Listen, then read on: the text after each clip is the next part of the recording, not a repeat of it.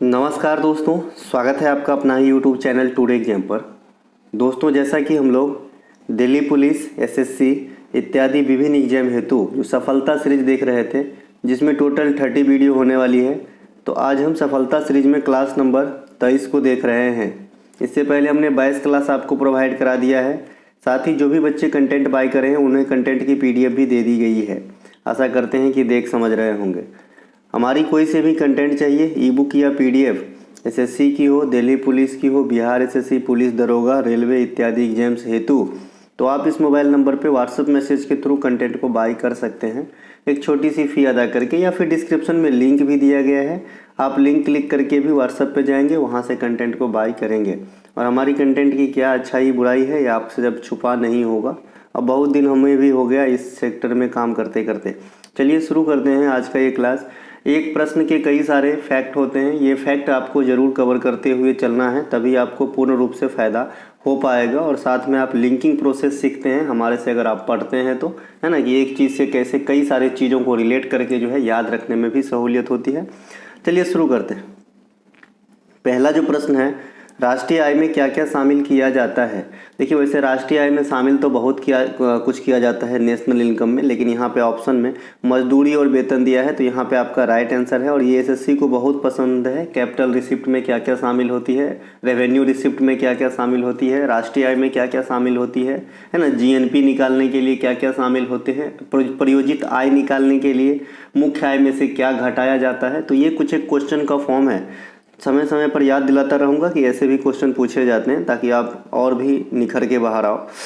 अगला जो पॉइंट है, राष्ट्रीय आय का अनुमान सर्वप्रथम दादा भाई नौरोजी ने लगाया था। देखिए, दादा भाई नौरोजी को grand old man of India भी कहा जाता है ना, दादा भाई नौरोजी को। दादा भाई नौरोजी जो है कांग्रेस में अध्यक्षता करने वाले प्रथम पारसी अध्यक्ष बने थे। दादा भाई नौरोजी जो है ब्रिटिश संसद में सेलेक्ट होने वाले प्रथम जो है भारतीय बने थे। दादा भाई नौरोजी जो 3 बार कांग्रेस में अध्यक्ष बने थे। दादा भाई नौरोजी की एक पत्रिका का नाम राफ्त गुफ्तार था, है ना। तो ये राफ्त गुफ्तार की अब भाषा पूछने लगे हैं, तो आप कहेंगे ये गुजराती भाषा की जो है पत्रिका रहे थे। तो दादा भाई नौरोजी से इतनी एडिशनल बात जरूर याद रखें, इकोनॉमिक्स वाले टर्म के अलावा, ठीक है। अब आ जाते हैं इस पे। तो दादा भाई नौरोजी ने 1868 में अनुमान लगाए थे, सर्वप्रथम देश के लिए राष्ट्रीय आय का अनुमान लगाए थे। उनकी पुस्तक poverty and un British rule in India में प्रकाशित किया गया था इस बात को, ठीक है भाई। इसके अलावा अगला पॉइंट है, स्वतंत्रता के बाद राष्ट्रीय आय के अनुमान लगाने हेतु PC महालनोबिस की अध्यक्षता में राष्ट्रीय आय समिति का गठन 1949 में किया गया था। तो ये एक VVI क्वेश्चन है, और कई बार CGL लेवल के एग्जाम भी पूछते हैं कि राष्ट्रीय आय समिति का गठन कब किया गया था, है ना। तो 1949 ईस्वी लगाना होता है आंसर, और इसके अध्यक्ष अगर पूछते हैं तो आप PC महालनोबिस आंसर करेंगे। हालांकि उस समय बोला वाला जवाहरलाल नेहरू का था, लेकिन इसमें जो इस पार्टिकुलर संस्था की जो अध्यक्ष बने वो PC महालनोबिस साहब बने। इसीलिए यहाँ से 2 क्वेश्चन और निकल करके आते हैं। जैसे अगर आपसे पूछता है कि भारतीय बजट का जनक किसे कहा जाता है, तो आपको याद होगा 1860 ईस्वी में एक ब्रिटिश आदमी, है ना, जिसका नाम जेम्स बिल्सन था। क्या नाम था भाई? जेम्स बिल्सन था। तो इन्होंने जो है सबसे पहले भारत के लिए बजट व्यवस्था यानी बजट पेश करने का काम किया, तो इसे भारतीय बजट का जनक कहा जाता है।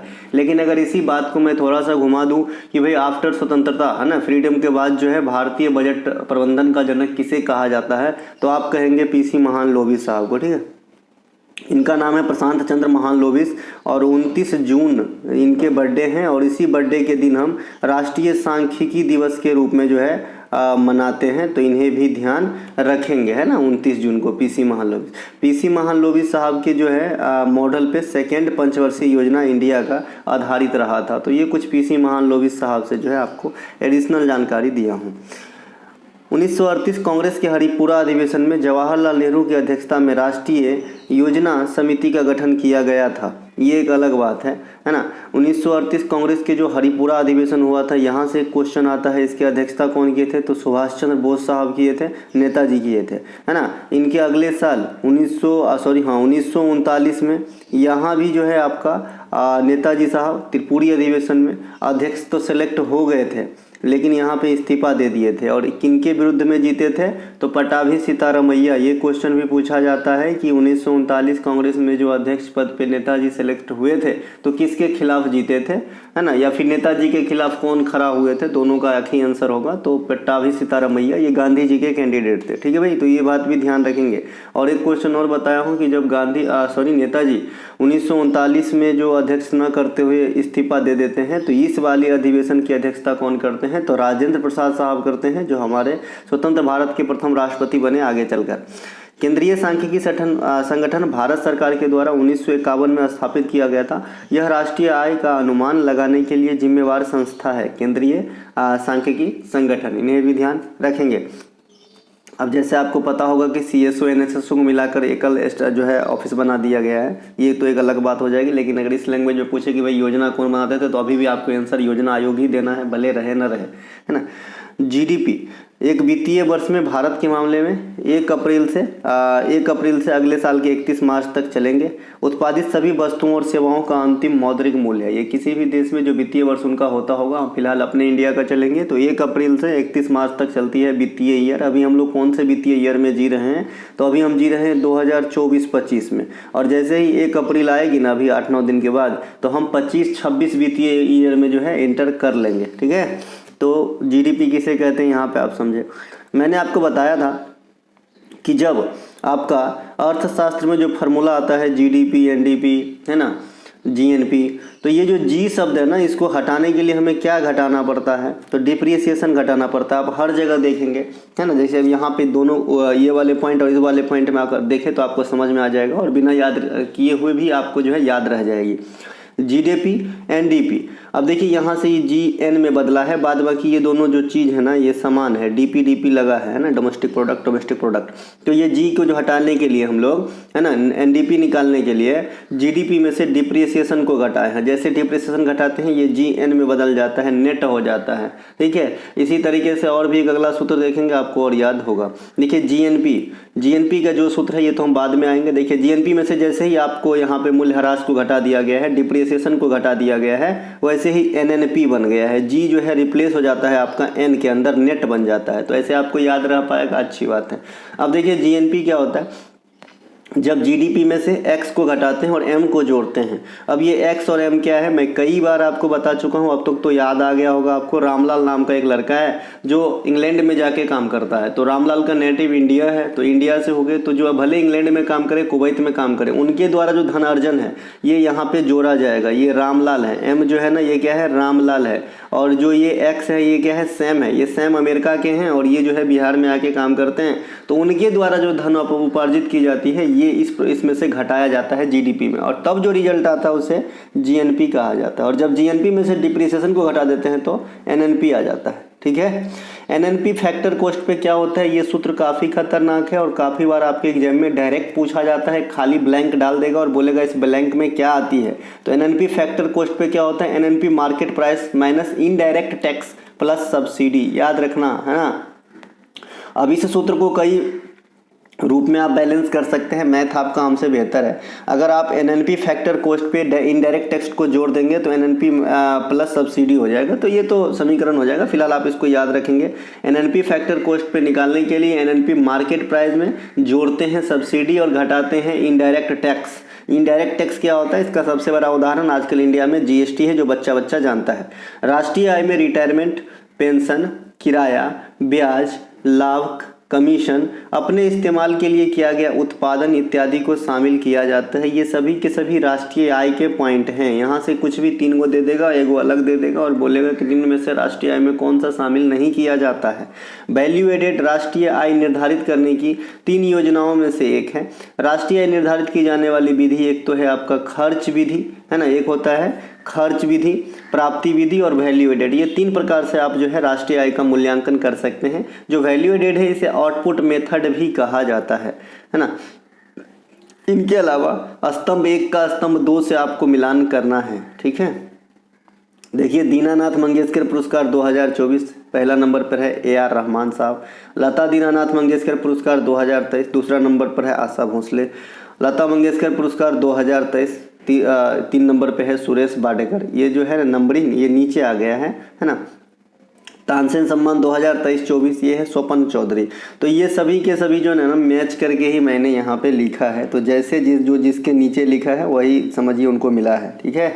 महाराष्ट्र सरकार का प्रथम उद्योग रत्न अवार्ड स्वर्गीय रतन टाटा साहब को दिया गया था, जो अब हमारे बीच न रहे, है ना। इनके अलावा महाराष्ट्र भूषण पुरस्कार 2024 अभी दिया नहीं गया है, लेकिन ये जो है पूर्ण रूप से ये हो गया है कि अब इन्हीं को दिया जाएगा, सेलेक्ट कर लिए गए हैं, तो इनको दिया जाएगा राम सुतार साहब को। क्योंकि राम सुतार साहब अपने आप में ही बड़ी हस्ती है, बड़ी हस्ती तो है ही, लेकिन जब से स्टेचू ऑफ यूनिटी का इन्होंने डिजाइन किए हैं तब से और ज़्यादा बड़ी हस्ती हो जाते हैं। क्योंकि आपको पता है कि जो स्टेचू ऑफ यूनिटी है ये सरदार वल्लभ भाई पटेल का जो है प्रतिमा है, जो दुनिया में सबसे ऊंची प्रतिमा है 182 मीटर हाइट के साथ खड़ा रूप में, ठीक है। तो सरदार वल्लभ भाई पटेल से ही अपने आप में काफ़ी सारे क्वेश्चन आपके एग्जाम में आते हैं। सबसे पहले आते हैं कि इनके जो है 31 अक्टूबर को जो इनके जन्मदिन आते हैं उस दिन हम कौन सा दिवस मनाते हैं, तो आप कहते हो राष्ट्रीय एकता दिवस मनाते हैं। फिर आपसे पूछा जाता है स्टेचू ऑफ यूनिटी का मूर्तिकार कौन है, तो राम सुतार है। फिर आपसे पूछा जाता है स्टेचू ऑफ यूनिटी किस नदी के किनारे हैं, तो नर्मदा रिवर के किनारे हैं, है ना। तो इस प्रकार से जो राम सुतार साहब हैं मूर्तिकार हैं और इन्हें महाराष्ट्र सरकार का 2024 हेतु महाराष्ट्र भूषण अवार्ड से सम्मानित किए जाएंगे। वर्ष 2024 में दादा साहब फाल्के पुरस्कार जो है मिथुन चक्रवर्ती को दिया गया। देखिए एसएससी को एक प्रकार का क्वेश्चन काफ़ी पसंद होते हैं कि भाई अमुक फेमस आदमी का जो है किस नाम से और जाना जाता है, जैसे बप्पी दा हो गया, राहुल दा हो गया, है ना। इनके अलावा ये जो है मिथुन दा भी इन्हें कहते हैं, मिथुन चक्रवर्ती को, लेकिन इनका ओरिजिनल नाम गौरांग है, ठीक है। इनके अलावा गुलजार का संपूर्ण सिंह कालरा हो जाएगा। तो ये कुछ एक लोग हैं जिनका ओरिजिनल नाम भी आपसे पूछता है एसएससी, है ना। तो इन्हें भी ध्यान रखेंगे। मिथुन चक्रवर्ती का जो ओरिजिनल नाम है गौरांग है ना। तो इन्हें 2024 का दादा साहब फाल्के दिया गया। दादा साहब फाल्के की शुरुआत कब हुई थी आप लोग कमेंट कीजिएगा, क्योंकि ये भारतीय सिनेमा में सबसे बड़ी अवार्ड है।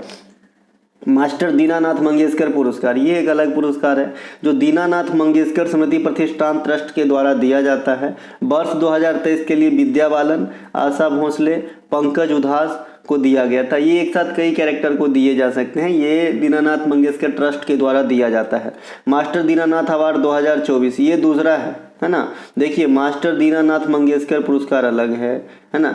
मास्टर दीनानाथ अवार्ड अलग है। ये AR रहमान 2024 के, सॉरी ये दोनों एक ही है। 23 के लिए मैंने ऊपर में बताया था, नीचे 24 के लिए बता रहा हूँ, सॉरी ये दोनों एक ही है ना। मास्टर दीनानाथ अवार्ड 24 जो है ये AR रहमान को मिला है, पद्मिनी कोल्हापुरी को, रूप कुमार राठौर और रणदीप हुड्डा को दिया गया है। तो ये वाली क्वेश्चन अभी ये पूछा जाना बाकी है। ऊपर वाले लाइन से एसएससी ने क्वेश्चन पूछ चुका है, ऊपर वाले पॉइंट से पूछ लिए हैं 23 के लिए, ठीक है। इनके अलावा लता दीनानाथ मंगेशकर पुरस्कार, ये पुरस्कार अलग है ऊपर वाले दोनों पॉइंट से, ठीक है। ये कई जैसे महाराष्ट्र भी देते हैं, मध्य प्रदेश भी देते हैं, ठीक है। और एक लता दीनानाथ मंगेशकर खुद का भी है। तो यहाँ पे लता दीनानाथ मंगेशकर वाला रहेगा ना, तो ये खुद का है उनका, जो अभी हाल फिलहाल ही चालू हुआ था, 2022 में ही चालू हुआ था और पहला अवार्ड नरेंद्र मोदी को दिया गया था, ठीक है। अब फिर 23 में दिए गए, फिर 24 में दिए गए। तो ये बहुत नया वाला है, तो नया वाला अलग है। खाली लता दीनानाथ मंगेशकर पुरस्कार रहेगा, सॉरी खाली लता मंगेशकर पुरस्कार रहेगा तो फिर मामला अलग हो जाती है। एक तो महाराष्ट्र सरकार के द्वारा दिया जाता है लता मंगेशकर पुरस्कार, और एक मध्य प्रदेश के सरकार के द्वारा दिया जाता है लता मंगेशकर पुरस्कार। इसमें दीनानाथ शब्द ऐड नहीं होते हैं, ठीक है। तो 2023 के लिए महाराष्ट्र सरकार का लता मंगेशकर पुरस्कार ये मिले थे सुरेश वाडकर को। 24 के लिए अनुराधा पौडवाल जी को दिए जाएंगे। मध्य प्रदेश के 2023 वाला जो अवार्ड है ये दिया गया है चित्रा को, और 2022 वाला जो अवार्ड है ये उत्तम सिंह जी को दिया गया है ना, मध्य प्रदेश सरकार का लता मंगेशकर पुरस्कार। 1989 में लता मंगेशकर को दादा साहब फाल्के पुरस्कार और 2001 में भारत रत्न से सम्मानित किया गया था। अब हमारे बीच ये भी नहीं रही, है ना। इनके अलावा उन्हें भारत कोकिला भी कहा जाता है। लता मंगेशकर को प्रथम मराठी सॉन्ग रिकॉर्ड किए थे, है ना। इनके अलावा लंदन के अल्बर्ट हॉल में गायन करने वाली ये प्रथम महिला बनी थी लता मंगेशकर। तानसेन सम्मान जो मध्य प्रदेश के सरकार के द्वारा दिया जाता है, तानसेन से स्पष्ट है कि कौन होंगे ये, तो ये अकबर के दरबारी रहते थे, रामतनु पांडे जिनको तानसेन कहते थे, हिंदुस्तानी शास्त्रीय संगीत के धुरंधर कलाकार थे। तो इनके नाम पे प्राइज देते हैं मध्य प्रदेश के सरकार, है ना। 2022 और 2023 के लिए अवार्ड बट जा चुकी है गणपति भट्ट, है ना, और 2023 के लिए स्वप्न चौधरी तबला वादक को दिए जा चुके हैं ये अवार्ड। इनके अलावा विलयन के बड़े अवयव को क्या कहा जाता है? जो सॉल्यूशन होते हैं उनमें जो बड़ा कंपोनेंट होते हैं उसे क्या कहते हैं? तो उसे हम कहते हैं विलायक। और जो छोटा होते हैं उसे क्या कहते हैं अपन? उसे हम कहते हैं विलेय, है ना, विलेय। जैसे पानी और चीनी, तो इसमें पानी क्या हो जाएगा? विलायक, और चीनी क्या हो जाएगा? विलेय। ठीक है। विलयन के छोटे अवयव को विलेय कहा जाता है। विलयन के दो या विलयन क्या होता है? तो दो या दो से अधिक पदार्थों की समांगी मिश्रण होता है। जैसे पानी में कंकड़ डालेंगे तो कंकड़ घुलता नहीं है, तो ये क्या समांगी मिश्रण हुआ? ये क्या विलयन कहलाएंगे? नहीं, है ना। पानी और चीनी, पानी और नमक, ये सब विलयन कहलाएंगे, है ना। तो विलयन का ये सूत्र कभी कभी बहुत इजी होते हुए भी, क्योंकि हम लोग शरबत 50,000 बार पिए होंगे, लेकिन फिर भी एग्जाम में गलती हो जाती है अगर लैंग्वेज में आंसर देना हो तो दो या दो से अधिक पदार्थों की समांगी मिश्रण को विलयन कहते हैं। हवा क्या है? हवा मिश्रण है, ये भी पूछा जाता है। बहुत ईजी होते हुए बच्चे गलती कर देते हैं, हवा गैस है लिख देते हैं। इनके अलावा कोलाइड जैसे कोलाइड जैसे शुद्ध स्याही जिलेटिन, कोलाइड में कण की आकार वास्तविक विलयन के कणों के आकार से बड़ा होता है, लेकिन निलंबन से छोटा होता है। और निलंबन और कोलाइड दोनों जो है विषमांगी विलयन में आ जाएंगे। ठीक है। इनके अलावा निलंबन जैसे पानी में डूबी हुई रेत, पानी में तेल का मिश्रण, मैग्नीशिया का दूध, अर्थात निलंबन एक विषमांगी मिश्रण है। निलंबन भी विषमांगी है और कोलाइड भी विषमांगी मिश्रण होता है, ध्यान रखेंगे। कोशिका के निर्माण में सहयोगी अलग अलग भाग को कोशिकांग कहा जाता है। जैसे माइटोकॉन्ड्रिया हो जाएगा, लाइसोसोम हो जाएगा, राइसोसोम हो जाएगा, हाँ। इसके अलावा और भी गोल्जिकाए हो जाएंगे, जो भी है उसे कोशिकांग कहा जाता है। इन अच्छे से मैंने रेलवे वाले सीरीज में कोशिका को समाप्त कर दिया। चाहे कोई सा भी एग्जामिनर क्वेश्चन पूछे, आपको छूटना नहीं चाहिए। किसी भी तत्व के वैसे इलेक्ट्रॉन जो रासायनिक अभिक्रिया में भाग नहीं लेते हैं उसे कोर इलेक्ट्रॉन कहा जाता है, और जो रासायनिक क्रिया में भाग लेते हैं उन्हें संयोजी इलेक्ट्रॉन कहा जाता है। अब ये भाग कौन लेता है, नहीं लेता है? तो जो सबसे बाहरी कक्षा में रहते हैं ये आपका अभिक्रिया के लिए भाग लेंगे, और इसे ही अपन क्या कहते हैं? संयोजी इलेक्ट्रॉन या वैलेंसी कहते हैं। ठीक है। और जो नहीं ले पाए भाग उन्हें क्या कहते हैं? कोर इलेक्ट्रॉन कहते हैं, है ना। किसी भी परमाणु के कक्षा में मैक्सिमम नंबर ऑफ इलेक्ट्रॉन निकालने के लिए बता दिया था, है ना। KLMN को जनरली अपन 1 2 3 4 कक्षा मानते हैं, है ना। 1 2 3 4 कक्षा मानते हैं। तो पहला में अधिकतम इलेक्ट्रॉन की संख्या क्या होगा? तो जो कक्षा रहे उनके वर्गों की संख्या की दुगुनी इलेक्ट्रॉन समाती है। तो पहला में 2 को समाएगा, फिर दूसरे कक्षा में 2 का स्क्वायर गुने 2 8 को इलेक्ट्रॉन समाएगा, फिर तीसरी कक्षा में 3 का स्क्वायर गुने मतलब 9, फिर 2 ने 2 18 को इलेक्ट्रॉन समाएगा। चौथी कक्षा में 4 का स्क्वायर गुने 2 मतलब 32 इलेक्ट्रॉन समाएगा। तो ये जो है ना मैक्सिमम नंबर ऑफ इलेक्ट्रॉन समाने की सूत्र है कि जो कक्षा का पूछे, 3 नंबर कक्षा का पूछता है तो उस कक्षा के वर्गों की दुगुना, 2 नंबर का पूछता है तो वर्गों की दुगुना। यहाँ से आपको ये KLMN याद रखना होगा। K को 1 पकड़ते हैं, L को 2, M को 3, N को 4। ठीक है। इनके अलावा मैंने आपको बताया था SPDF में कितने कितने इलेक्ट्रॉन होते हैं जो सबसेल होते हैं ना। SPDF तो S में आपका 2 होता है, फिर इसमें आपका 4 गो जोड़ेंगे 6 गो हो जाएगा, फिर D में आपका 10 गो हो जाएगा, फिर F में आपका 14 गो हो जाएगा। तो इसमें 4 गो ऐड किया जाता है। ये कैसे होता है मैं अच्छे से पढ़ा रखा हूँ। टॉपिक बेस्ड वाला जो आपको कंटेंट दिया जाता है अलग से, वहाँ पे एग्जाम्पल दे के समझाया गया है, या फिर रेलवे वाली क्लास वगैरह में पढ़ाई गई है तो आप वहाँ से कर लेंगे। देखिए जनरली जो चीज़ मैं पढ़ा देता हूँ दोबारा रिपीट बहुत, अगर मैं भूल गया पढ़ाते पढ़ाते तभी होती है, वैसे होती नहीं जल्दी, है ना। तो कक्षा को मिस नहीं कीजिए, ज़्यादा फायदे में रहेंगे। ठीक है। और मैंने एक चीज़ और बताया कि किसी भी परमाणु के कक्षक में हमेशा 2 ही इलेक्ट्रॉन होते हैं। कक्षक मतलब एगो ऐसा घर के जैसा, जैसे S में एगो कक्षक होता है ना। P में 3 गो कक्षक होता है। कितना होता है? 3 गो। तो P में टोटल इलेक्ट्रॉन कितना होना चाहिए? 6 गो। इस प्रकार से 3 गो कक्षक होते हैं और एगो में आपका 2 गो इलेक्ट्रॉन आता है, तो 6 गो इलेक्ट्रॉन होगा P में, है ना। तो इस प्रकार से कक्षक में हमेशा 2, S में 2 और फिर SPDF में 4 को इंक्रीज करेंगे। और अगर किसी कक्षा में कहते हैं तो उस कक्षा के वर्गों की दुगुनी मैक्सिमम इलेक्ट्रॉन समाते हैं। जो इलेक्ट्रॉन भाग लेते हैं अभिक्रिया में उसे संयोजी इलेक्ट्रॉन कहते हैं, जो भाग नहीं लेते हैं उसे कोर इलेक्ट्रॉन कहा जाता है। ठीक है। किस राज्य की सरकार ने फुटबॉल को बढ़ावा देने के लिए फुटबॉल फॉर योजना लॉन्च किया है? तो ये उड़ीसा सरकार ने किया था, फुटबॉल फॉर ऑल योजना लॉन्च। उड़ीसा की अन्य योजना में आएंगे, पहल योजना आती है, खुशी योजना, कलिंगा साथी योजना, गरिमा योजना, है ना, मोघर योजना, मोघर जामी जमीन योजना भी वहाँ का ही, आशीर्वाद योजना, ये सभी के सभी आपके उड़ीसा राज्य के सरकार के द्वारा चलाए जाते हैं। उड़ीसा भारत में पूर्व तटीय राज्य है जिनकी सबसे ऊंची चोटी देवमाली है। कभी कभी ऑप्शन में आपको जो है देवमाली न देकर महेंद्रगिरी भी देता, महेंद्रगढ़ भी देता है, महेंद्रगढ़ देता है, महेंद्रगिरी, एक सेकेंड, महेंद्रगिरी देता है। तो महेंद्रगिरी रहेगा तो देवमाली नहीं रहेगा। पहले कभी जो क्वेश्चन बन चुके महेंद्रगिरी को लेके तो उसके ऑप्शन में देवमाली नहीं था, लेकिन अब देवमाली को डिटेक्ट कर लिया गया है कि ये उड़ीसा के सबसे ऊंची चोटी है, तो इन्हें भी ध्यान रखेंगे। वैसे पूर्वी घाट के सबसे ऊंची चोटी में भी कई जगह आज भी पुराने क्वेश्चन में महेंद्रगिरी ही लिखा है, लेकिन गलत है। पूर्वी घाट की सबसे ऊँची चोटी अब वर्तमान में जिंदगरहा हो गया है। क्या नाम है? जिंदगरहा हो गया है, जिंदगरहा।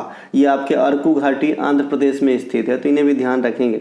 विशेष आकर्षण, उड़ीसा के बारे में बता रहे हैं। विशेष आकर्षण जो है चिल्का झील है, कोणार्क का मंदिर है, सिमलीपाल अभयारण्य है, सतकोसिया टाइगर रिजर्व है, गहिरमाथा कछुआ अभयारण्य है, उदयगिरी का गुफा है। ये सभी के सभी आपको कहाँ मिलेगा? उड़ीसा के अंदर मिलेगा। ठीक है। ये चिल्का झील जो है इंडिया का पहला रामसर माना जाता है, तो इन्हें भी ध्यान रखेंगे। हालांकि अकेले नहीं, 2-3 गो आए थे, लेकिन पहला चिल्का झील को मानते हैं अपन, तो इसे याद रखेंगे। चिल्का झील इंडिया में खारा पानी की सबसे बड़ी झील है, तो इन्हें भी ध्यान रखेंगे, है ना।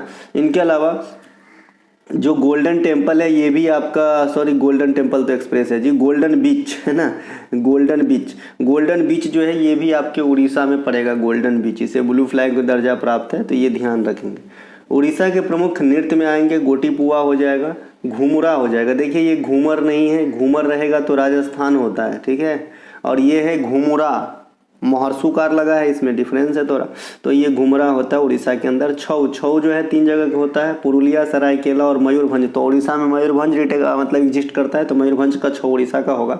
बाघा नाच, रनपा, महारी, दलखाई, ये सभी के सभी जो है राजा पर्व काफ़ी पूछा जाता है उड़ीसा के अंदर। राजा पर्व है ना, राजा पर्व भी बोलते हैं, ये उड़ीसा के अंदर होती है। उड़ीसा के प्रमुख त्यौहार में है, यहाँ पे लिखा है ना, त्यौहार में राजा पर्व, नौखाई, नवकलेश्वर, डोल पूर्णिमा, भगवान जगन्नाथ रथ यात्रा, कलिंगा महोत्सव, धनु यात्रा भी यहाँ पे लिखना है। धनु यात्रा भी होता है आपके उड़ीसा के अंदर ही। तो ये सभी उड़ीसा की बात हो गई, है ना। इनके अलावा उड़ीसा के वर्तमान मुख्यमंत्री देखिए बहुत लंबे समय से नवीन पटनायक साहब चल रहे थे, लेकिन इस बार की जो इलेक्शन की रिजल्ट है उसके बाद बीजेपी के मुख्यमंत्री हैं मोहन चरण मांझी, तो इन्हें ध्यान रखेंगे। राष्ट्रीय चावल संस्थान का मुख्यालय कटक उड़ीसा में है ना, और अंतर्राष्ट्रीय चावल संस्थान का मुख्यालय कहाँ पे है? फिलीपींस की राजधानी मनीला में है। उड़ीसा में प्रसिद्ध अब्दुल कलाम द्वीप, या जिसे व्हीलर द्वीप पहले कहा जाता था, यहाँ से मिसाइल वगैरह की जो है परीक्षण करी जाती है। इसके अलावा 1981 में अखिल भारतीय गंधर्व महाविद्यालय द्वारा डॉक्टरेट की उपाधि से किसे सम्मानित किया गया था? तो ये गुरु केलुचरण महापात्रा को किया गया था। गुरु केलुचरण महापात्रा ओडिसी के गुरु थे। 1993 में इन्हें सृजन नामक संस्थान की जो है स्थापना किए थे उड़ीसा के अंदर, इन्हें भी ध्यान रखना है। गुरु केलुचरण महापात्रा को भारत सरकार के द्वारा 2000 ईस्वी में पद्म विभूषण से सम्मानित किया गया था, तो ये ध्यान रखेंगे। बिरजू महाराज को 1986 में पद्म विभूषण से सम्मानित किया गया था।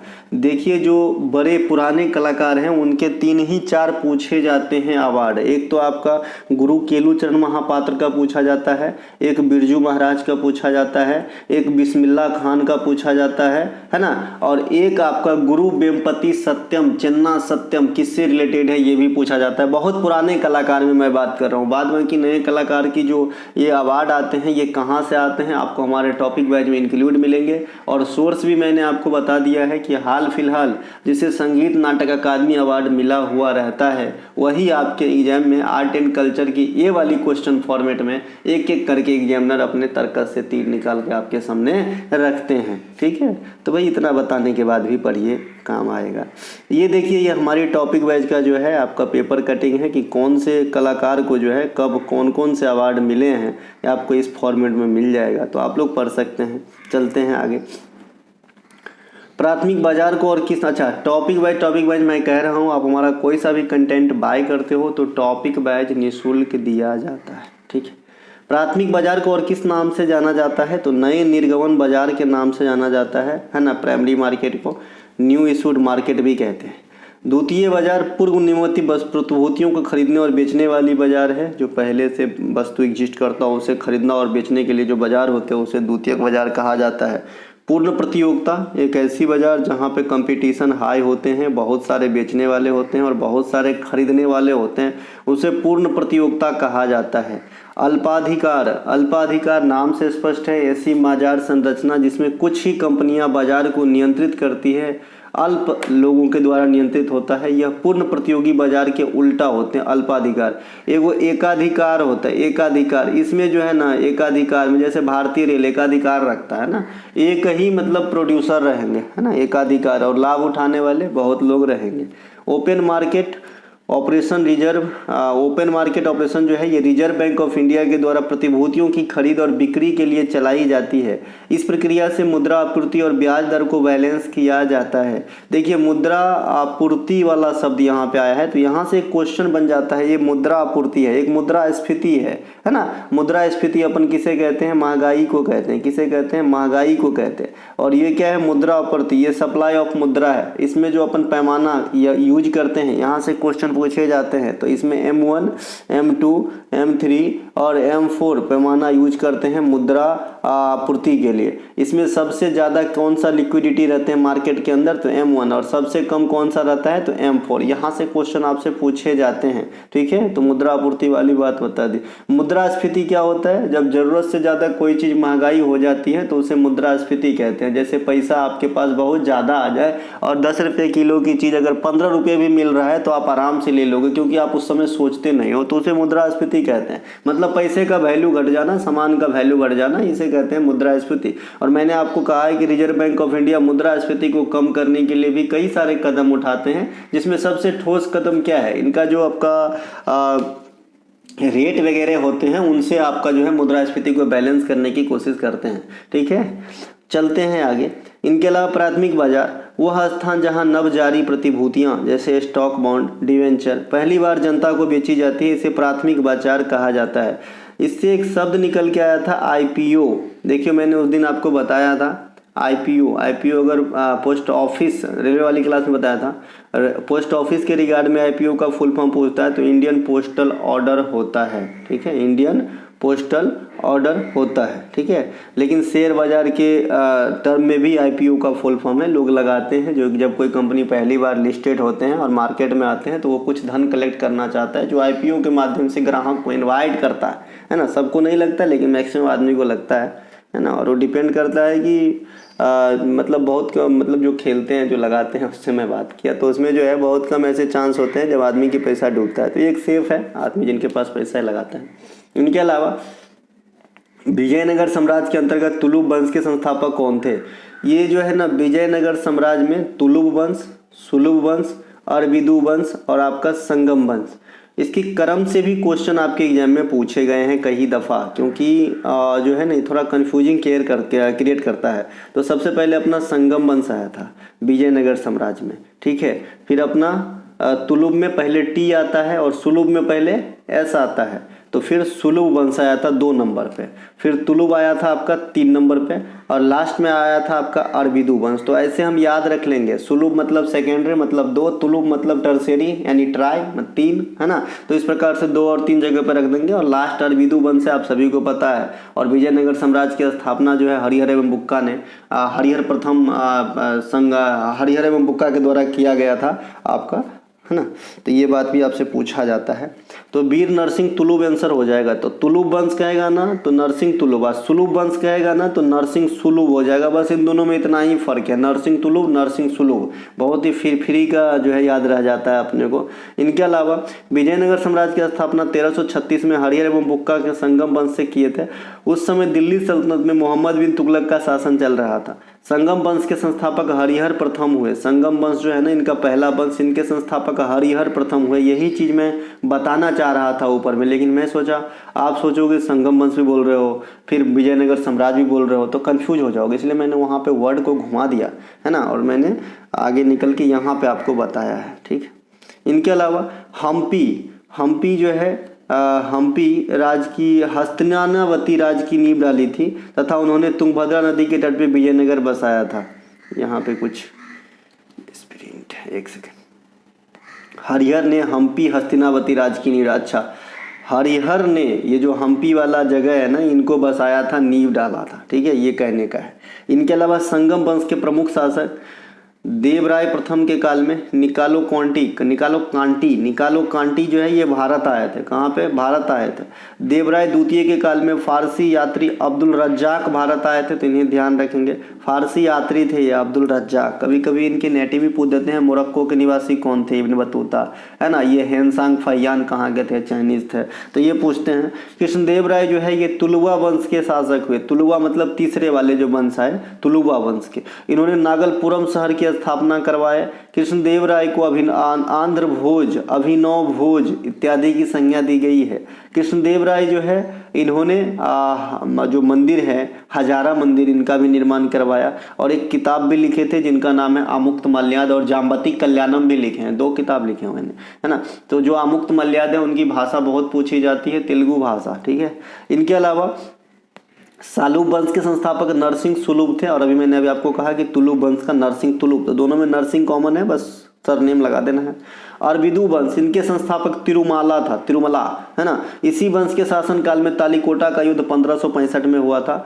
शासक जो था ना, तालीकोटा के युद्ध के समय सदाशिव राय के हाथ से चलाया जा रहा था, लेकिन इस पार्टिकुलर युद्ध में जो युद्ध का कमांड संभाला, नेतृत्व किए, सेनापति बने, उनका नाम राम राय था। तो दोनों बात ध्यान रखेंगे। एक ऐसी युद्ध हुआ जहां से विजयनगर साम्राज्य का पतन, डिक्लाइन स्टार्ट हो गया।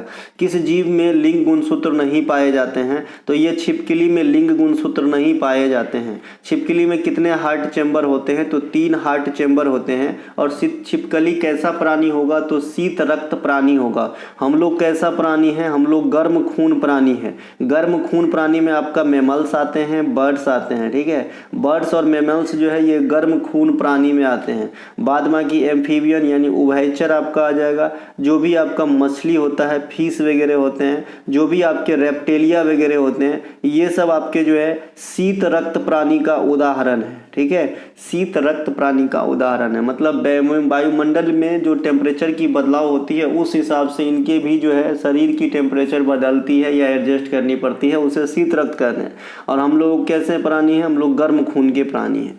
इनके अलावा अब देखिए यहाँ पे जो मैंने बताया है ना, जो भाई उभयचर में 3 हार्ट चेंबर होगा, मछली में 2 हार्ट चेंबर होगा, स्तनधारी और बर्ड में 4 हार्ट चेंबर होगा, रेप्टेलिया में भी 3 हार्ट चेंबर होगा। तो ध्यान रखेंगे।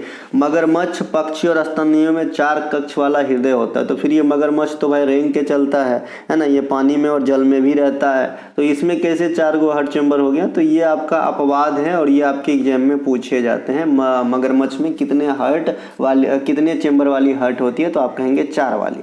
ऑक्टोपस में 3 हृदय होते हैं। जो ऑक्टोपस होते हैं ना, उसमें 1 नहीं, 2 नहीं, 3 गो जो है हार्ट होते हैं। जैसे अपने लोगों के यहाँ 1 हार्ट होते हैं, ऑक्टोपस में 3 हार्ट होता है। जबकि केचुआ में 4 जोड़ी हृदय पाए जाते हैं। अब केचुआ में जो है हालांकि सब मेन हार्ट नहीं होते, लेकिन फिर भी काउंट करेंगे तो 8 हार्ट होता है। केचुआ में कोई भी आंख नहीं होते, इन्हें ध्यान रखेंगे, है ना। केचुआ का इस्तेमाल करके हम लोग वर्मी कंपोस्ट तैयार करते हैं, जो उर्वरा शक्ति बढ़ाने के लिए काफ़ी नेचुरल चीज़ है ना। इनके अलावा केचुआ को किसानों का मित्र भी कहा जाता है और केचुआ एनिलिडा फाइलम के सदस्य हो जाएंगे।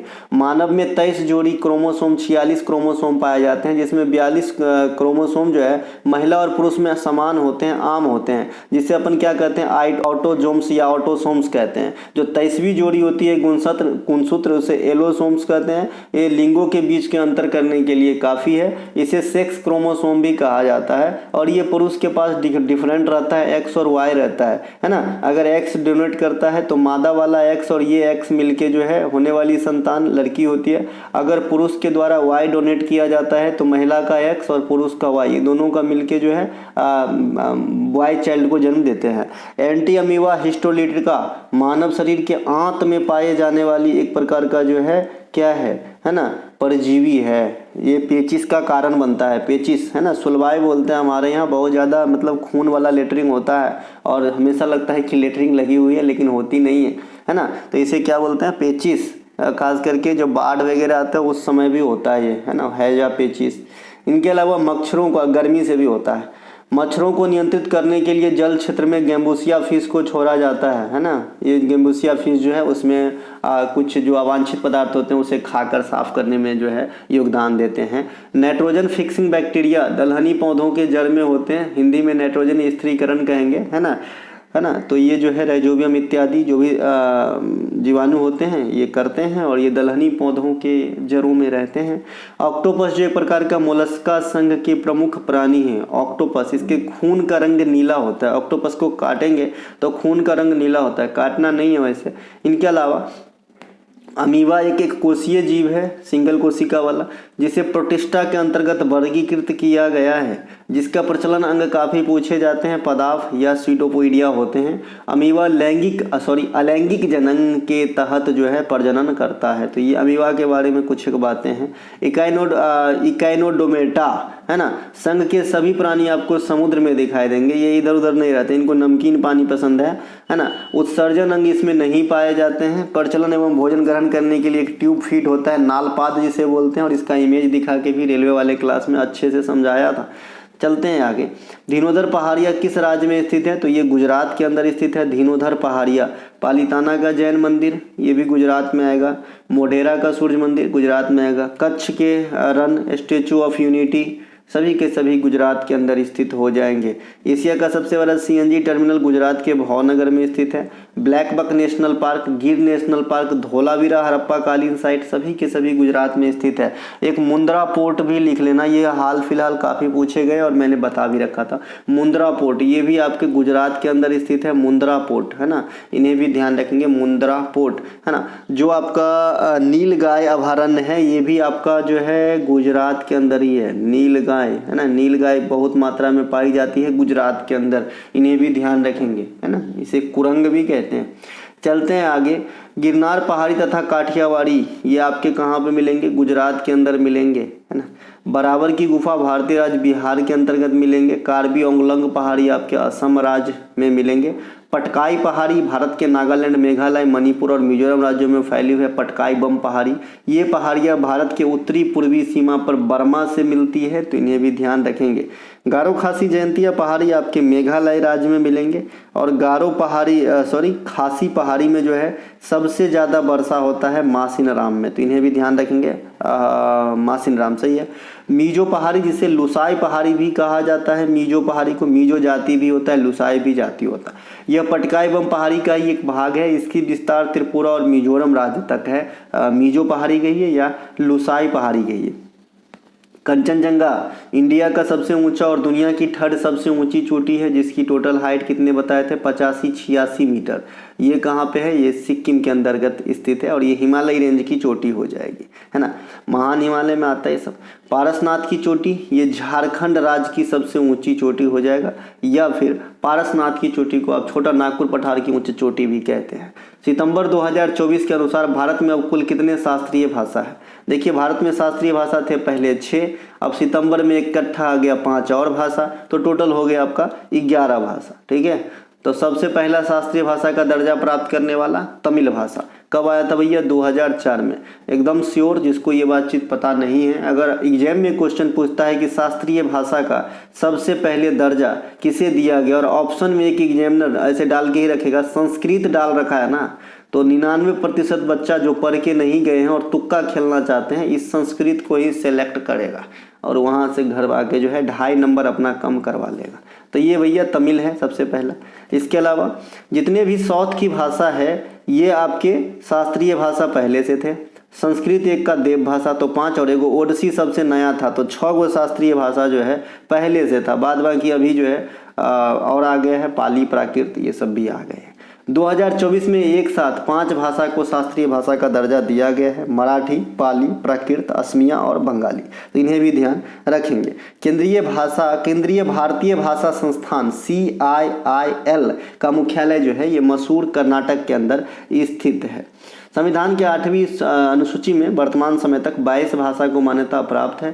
संशोधन से मान्यता प्राप्त करने वाली प्रथम भाषा सिंधी थी, इन्हें भी ध्यान रखेंगे। 21वां संविधान संशोधन हुआ था वो, ठीक है।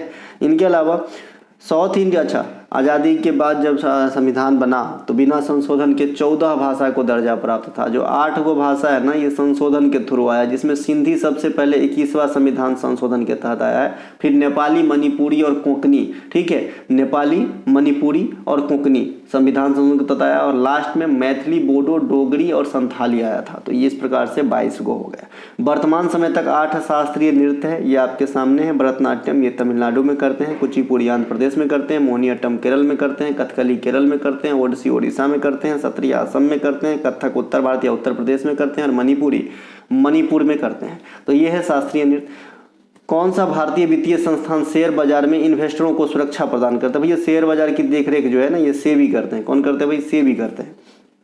सेबी का फुल फॉर्म पहले पूछते थे, अब नहीं पूछते। अब सेबी के जगह पे आपका मुद्रा का फुल फॉर्म पूछे जाने लगा है, नाबार्ड का फुल फॉर्म पूछे जाने लगा है।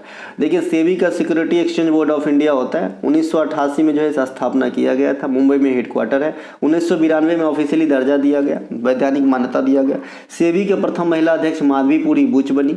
सेबी को 21 बैच के लिए गृह मंत्रालय की राजभाषा कीर्ति पुरस्कार से सम्मानित किया गया। एशिया की सबसे पुरानी stock exchange Bombay stock exchange की स्थापना 1875 में किया गया था, है ना। इनके अलावा भारतीय संविधान के अनुच्छेद ... के मुताबिक राष्ट्रपति संसद के दोनों सदनों को संबोधित करते हैं। तो ये आर्टिकल 87 का ए है।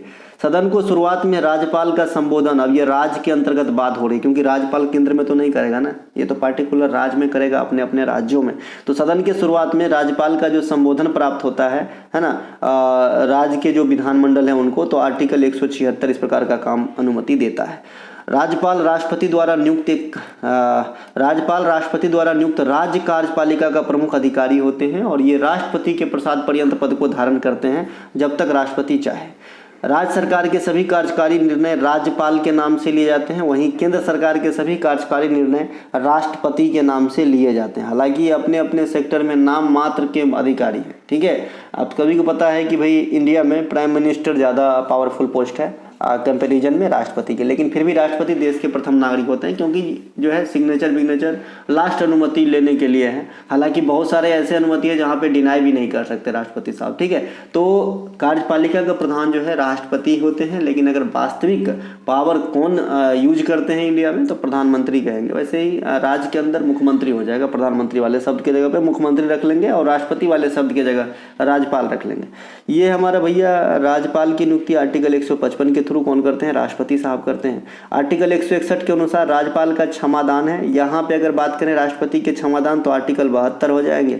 अनुच्छेद 164 मुख्यमंत्री की नियुक्ति करते हैं। यहाँ पे अगर 175 कर ले, मंत्री परिषद 74-75 तो 75, हाँ, तो ये आपका प्रधानमंत्री की नियुक्ति हो जाएंगे। अनुच्छेद 165 महाधिवक्ता, यहाँ पे अगर आप 76 कर लें तो महान्यायवादी की नियुक्ति हो जाएंगे केंद्र में राष्ट्रपति के द्वारा, है ना। 213 राज्यपाल का अध्यादेश, यहाँ पे अगर 123 कर ले तो राष्ट्रपति का अध्यादेश हो जाएगा। अनुच्छेद 214 राज्यों के लिए उच्च न्यायालय, यहाँ पे 124 कर ले तो सर्वोच्च न्यायालय हो जाएगा। अनुच्छेद 215 उच्च न्यायालय अभिलेख न्यायालय होना या रिकॉर्ड न्यायालय होना। अनुच्छेद 129 सर्वोच्च न्यायालय का अभिलेख न्यायालय या रिकॉर्ड न्यायालय होना। अनुच्छेद 226 उच्च न्यायालय का रिट जारी करना, इसको आर्टिकल 32 कर लें तो सर्वोच्च न्यायालय का रिट जारी हो जाएगा, ठीक है। तो ये जो है आपको ध्यान रखना है ना। साहित्य अकादमी पुरस्कार 23 मराठी भाषा के लिए किसे दिया गया था?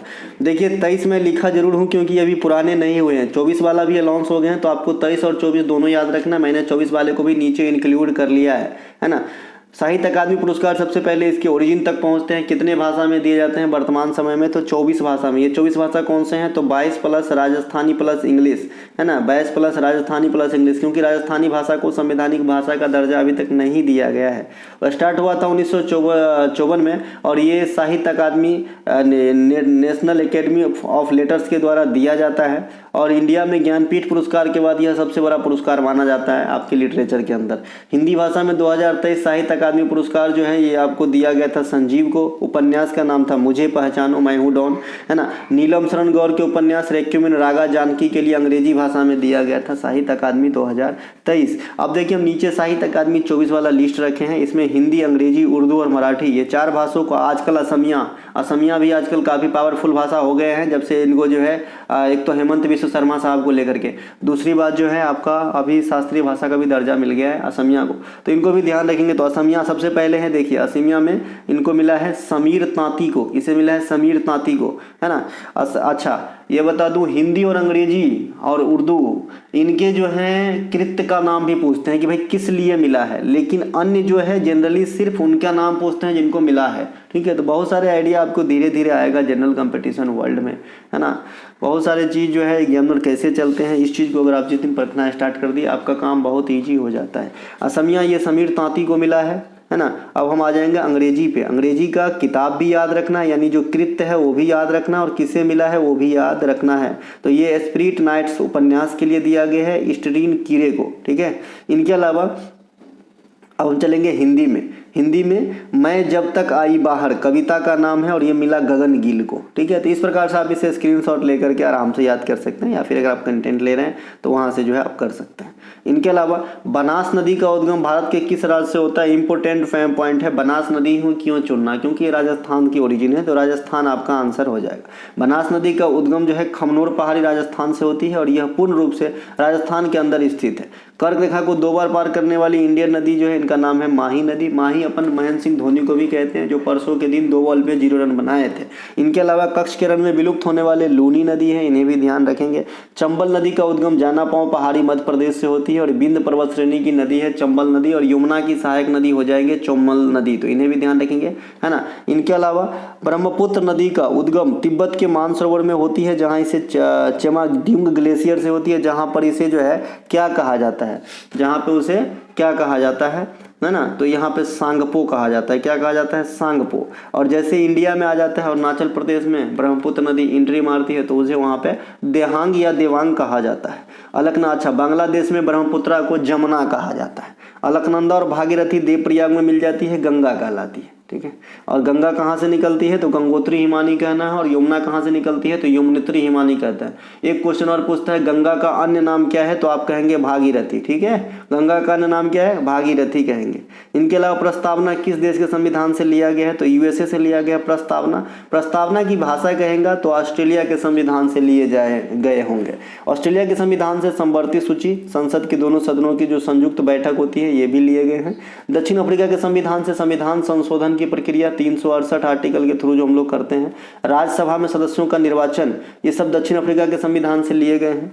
अमेरिका के संविधान से आएंगे तो मौलिक अधिकार हो जाएगा, स्वतंत्र न्यायपालिका हो जाएगा, न्यायिक पुनरावलोकन हो जाएगा, उपराष्ट्रपति का पद हो जाएगा, राष्ट्रपति, सर्वोच्च न्यायालय तथा उच्च न्यायालय के न्यायाधीशों के हटाने की जो प्रक्रिया होते हैं वो आपके अमेरिका के संविधान से लिए गए हैं। विधि का शासन, संसदीय प्रणाली, एकल नागरिकता, ये तीनों के तीनों ब्रिटेन के संसदीय द्विसदनीय व्यवस्था, विधि निर्माण प्रक्रिया ब्रिटेन के संविधान से लिए गए हैं, लेकिन विधि द्वारा स्थापित प्रक्रिया जापान के संविधान से लिए गए हैं। दिस इज कंफ्यूजन फेयर, सो आप जो है अच्छे से याद रखना, विधि वाला जो है ना कंफ्यूज क्रिएट करता है। विधि निर्माण प्रक्रिया कहाँ से लिया गया है, तो ब्रिटेन से, और विधि द्वारा स्थापित प्रक्रिया कहाँ से लिए गए हैं, तो जापान से। बुल बेबी सिंड्रोम नामक बीमारी किस कारण से होती है, क्यों होती है बुल बेबी सिंड्रोम बीमारी, तो शरीर में नाइट्रेट की अधिकता से होती है, छोटे बच्चों में ज़्यादा होती है और पेयजल के माध्यम से अधिकांश रूप में फैलते देखा गया है ना। शरीर नीला पड़ने लगता है। ग्लूकोमा, ट्रिकोमा, जेरोथेलेमिया, आँख की बीमारी, ये सभी विटामिन ए के कमी के कारण होगा, और विटामिन ए जो है ये आँख के लिए अच्छा होता है। हैजा, diphtheria, leprosy, tetanus, typhoid, plague, pneumonia जीवाणु से होने वाले रोग हैं, इन्हें ध्यान रखेंगे, है ना। अच्छा, जीवाणु में कोशिका भित्ति पाए जाते होंगे या नहीं, एस या और नो में आंसर आपको देना है ना। तब मैं समझूँ कि थोड़ा बहुत तो जानकारी रखते हैं, है ना। जीवाणु में कोशिका भित्ति पाए जाते हैं या नहीं, जो बच्चे ये आंसर ना दे पाए वो बताएं। जीवाणु किस ग्रुप में आएंगे, थैलोफाइटा में आएंगे, ब्रायोफाइटा में आएंगे या फिर टेरिडोफाइटा में आएंगे, बताने का है ना। अगर ये भी आंसर न दे पाए तो कम से कम ये जरूर बताना कि जीवाणु जो है ना, जीवाणु की खोज किसने किया था, बस इतनी सी बता दो, मत तीनों में से कोई भी एक आंसर दे सकते।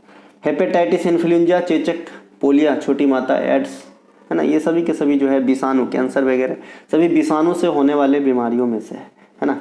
इनके अलावा ये जो आप देख रहे हैं डिफ्थीरिया, कुकुर खांसी, पर्टूसिस, है ना, और टेटनस, है ना। यहाँ पे पर्टूटिस नहीं लिखा है, अलग से लिख लेंगे हम लोग। डिफ्थीरिया, टेटनेस और पर्टूटिस, या जिसे काली खांसी कहते हैं, तो इन तीनों के लिए DTP का टीका लगता है ना, तो इन्हें भी ध्यान रखेंगे। DTP का टीका ये पूछा जाता है कि किसके लिए लगता है। अब टीका वाला बात निकल गया है, तो भारत नहीं पूरे दुनिया में टीकाकरण का पिता किसे कहते हैं? टीकाकरण का पिता किसे कहते हैं? चेचक का टीका कौन खोज किए थे? Edward Jenner. तो अपन जेनर को ही कहते हैं, ठीक है। और पोलियो किस वायरस से होती है? तो पोलियो वायरस से। और एक जो चेचक होती है बेरियोला वायरस से। ये भी आपके एग्जाम में पूछा जाता है कि चेचक किस वायरस से होता है? तो बेरियोला वायरस से होता है ना। इनके अलावा एक बार तो ये भी पूछा गया है कि साधारण सर्दी जुकाम किस वायरस से होता है? तो राइनो वायरस से होता है। अकबर के समकालीन ब्रिटेन के महारानी कौन थी? तो एलिजाबेथ, है ना, महारानी एलिजाबेथ 1558 से 1603 तक रही थी। अकबर 1605 तक जिंदा रहे थे। अकबर के समकालीन फ्रांस के सम्राट हेनरी IV थे। अकबर मुगल काल के तीसरे शासक थे। अकबर के काल मुगल काल में साहित्य का स्वर्ण काल माना गया, है ना। इनके अलावा अकबर ने दीन इलाही धर्म, फतेहपुर सीकरी, बुलंद दरवाजा ये निर्माण किया है। पिछला आपका RRB NTPC 2021 का मेंस ने पूछा है, बहुत इजी क्वेश्चन यहाँ से पूछ लिया एक तो, कि भाई जो अकबर ने बुलंद दरवाजा बनाया था तो किस राज्य की विक्ट्री के उपरांत बनाया था? तो आप यहाँ पे गुजरात राज्य कहते हो। अकबर के दरबारी को नवरत्न कहा जाता था। इसमें 9 गो विद्वान थे जिनका नाम आप यहाँ पे देख रहे हैं। तो जो याद रहे उन्हें याद नहीं रखना है। बैरम खान अकबर के प्रारंभिक दिनों का रीजेंट था, बैरम खान। तानसेन गायक थे। मान सिंह कई सारे युद्ध में भाग ली। राजा टोटलमल जो 10 साला बंदोबस्त अकबर के काल में चलाया गया था उनका सूत्रधार था। अब्दुल रहीम खान खाना विद्वान थे। तो ये सब जो है अकबर के दरबारी में थे। अकबर ने पानीपत की सेकेंड लड़ाई 1556 में हेमू को हराया था। अकबर नगारा बजाते थे, नगारा बजा लेते थे, तो ये भी ध्यान रखेंगे। अगला है कि स्तंभ 1 का स्तंभ 2 का मिलान कीजिए। परमाणु क्रमांक का अपन आएंगे तो किसके संख्या में आएंगे? प्रोटॉन की संख्या, तो ये मिला हुआ है। परमाणु भार, है ना, परमाणु भार क्या होता है? प्रोटॉन की संख्या, है ना, प्लस न्यूट्रॉन की संख्या। तो कहाँ पे लिखा है? प्रोटॉन और न्यूट्रॉन की संख्याओं का योग, तो ये भी मिला हुआ है। समस्थानी किसे कहते हैं? परमाणु क्रमांक भिन्न और डिफरेंट परमाणु भार या परमाणु द्रव्यमान, है ना। इनके अलावा संयोजी इलेक्ट्रॉन अभिक्रिया में भाग लेना, है ना, तो ये परमाणु अभिक्रिया में भाग लेना संयोजी इलेक्ट्रॉन के लिए। तो सभी अपने आप में मिला करके दिया गया है ना, तो इन्हें ध्यान रखेंगे। पेन छूट रहा है हाथ से।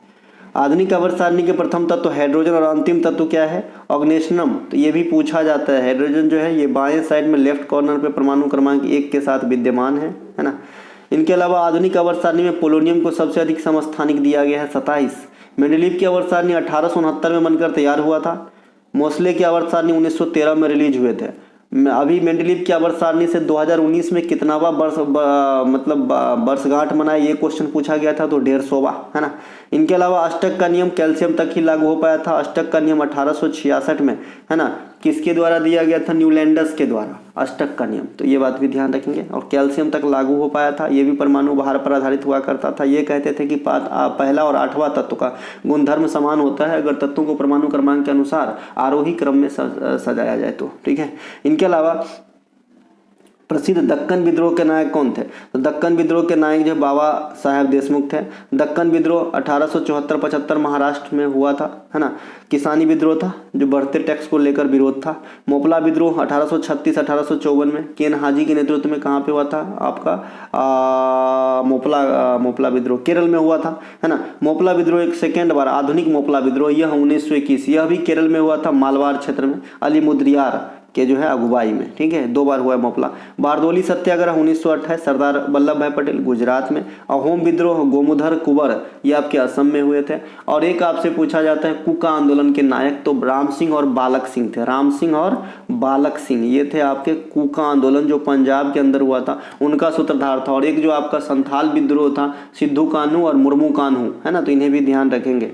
इनके अलावा सुंदरी का वृक्ष किस प्रकार के वन में पाए जाते हैं? तो मनग्रोव वन में पाए जाते हैं। सिनकोना, केला, महोगनी, रोजवुड ये सभी के सभी उष्णकटिबंधीय सदाबहार वन में पाए जाते हैं। टीक, साल, सागवान, शीशम, पीपल, नीम, बेल, अमलतास उष्णकटिबंधीय पर्णपाती वन में पाए जाते हैं। अब ये उष्णकटिबंधीय सदाबहार वन, उष्णकटिबंधीय पर्णपाती वन क्या होता है? 1000 बार बता चुका हूँ। जो सदाबहार वन है यहाँ पे 200 सेंटीमीटर से अधिक सालाना वर्षा होती है। जो उष्णकटिबंधीय पर्णपाती वन है यहाँ मैक्सिमम 200 सेंटीमीटर तक सालाना वर्षा होती है। नागफनी, खजूर, खैर, बबूल, खेजरी, कटीली, झड़िया जो भी कटीली पौधे होते होंगे या फिर जिनके पत्ता बहुत ज़्यादा चौड़ा नहीं होता होगा, ये आपके कहाँ पे? मरुस्थल में मिलेंगे। छोटे छोटे वनों के नीचे घास का मैदान, सवाना में मैंग्रोव वन को ज्वारीय वन भी कहा जाता है ना। पांडव नृत्य भारत के किस राज्य से संबंधित है? तो ये आपके उत्तराखंड से हो जाएगा। पांडव नृत्य उत्तराखंड से हो जाएगा। उत्तराखंड के अन्य नृत्य में हारुल, चोफला, चांचरी, झोलिया, हुरका बोल, लंगवीर। मणिपुर का प्रमुख नृत्य में आएंगे तलम, थांगटा, नटरास, पुंगचोलम, बसंतरास, राखाल, है ना, ये सब मणिपुरी शास्त्रीय नृत्य भी मणिपुर का है। ओडिशा का प्रमुख नृत्य गरुड़ वाहन, घुमरा, चंगुनाट, जदुर, मुदारी, पैका, संचार, बाघा नाच, है ना, ये सब आपके ओडिसी, छऊ, ये सब उड़ीसा का हो जाएगा। रजिया सुल्तान को गद्दी से कब हटाया गया था? 1240 में। रजिया सुल्तान इल्तुतमिश की पुत्री थी और दिल्ली सल्तनत या इंडिया की प्रथम महिला शासिका थी, जिन्होंने 1236 में गद्दी संभाली और 40 में हटी। गुलाम वंश की स्थापना जो है कुतुबुद्दीन ऐबक ने किया था 1206 में, और 1210 में जो है स्वर्ग सिधार हुए थे। गुलाम वंश का कार्यकाल 1206 से 1290 तक रहा था। इस वंश को इलवारी या ममलूक वंश भी कहा जाता है। इल्तुतमिश का शासनकाल 1211 से 1236 तक रहा था, है ना। इनके अलावा इल्तुतमिश आराम शाह को हटाकर सत्ता में आए थे। कुतुबुद्दीन ऐबक को लाख बख्श कहा जाता है, जिन्होंने कुतुब मीनार की नींव 2.5 दिन का झोपड़ा बनवाया था। ऐबक की मृत्यु चौगान खेलते समय घोड़ा से गिर के हुई थी। इल्तुतमिश ने कुतुब मीनार के निर्माण कार्य को पूर्ण करवाया था, और कुतुब मीनार का जो ऊपरा फ्लोर है वो फिरोज शाह तुगलक ने किया था। तो कुतुब मीनार के निर्माण में 3 शासक का योगदान है, कुतुबुद्दीन ऐबक, इल्तुतमिश और फिरोज शाह तुगलक। ठीक है, देखिए तुर्कान या चिहलगानी दल की गठन जो है इन्होंने ही किया था, इल्तुतमिश ने। इन्होंने चांदी का टका और तांबे का जीतल सिक्का भी चलवाया था। गुलाम वंश के शासक गयासुद्दीन बलबन, जिन्होंने सिजदा और पैबोस की प्रथा स्टार्ट करवाई, पारसी त्योहार नवरोज चलवाया, लौ एवं रक्त की नीति अपनाई, दीवान अर्ज सैन्य विभाग की स्थापना करवाया। बलबन को जिले इलाही भी कहा जाता था। तो दोस्तों ये थे आज की सफलता सीरीज की क्लास नंबर 23। अच्छा लगे तो लाइक करें, अपने दोस्तों को शेयर करें, है ना। हम मिलेंगे अगले वीडियो में, तब तक के लिए जय हिंद। हमारा कोई सा भी कंटेंट है डिस्क्रिप्शन में लिंक है, आप लिंक क्लिक करके व्हाट्सएप मैसेज करके कंटेंट को बाय कर सकते हैं और अपने जर्नी को बेहतर बना सकते हैं। जय हिंद, जय भारत, नमस्ते।